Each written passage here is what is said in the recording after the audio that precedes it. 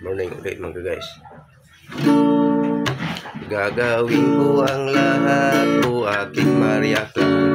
Walang kinatatakutan ko ang iyong ibara.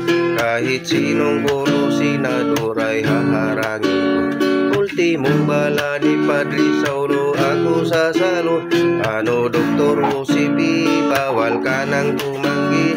Revisahin natin ng lumang mitangiri. Sorry Dr. Josepi, ito'y bagong ikasi.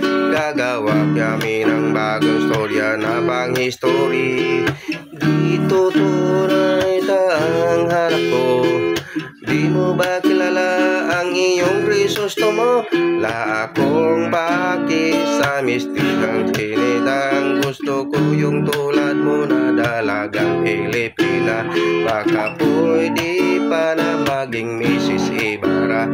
Tayo mismo gagawa ng panibagong nating nobela.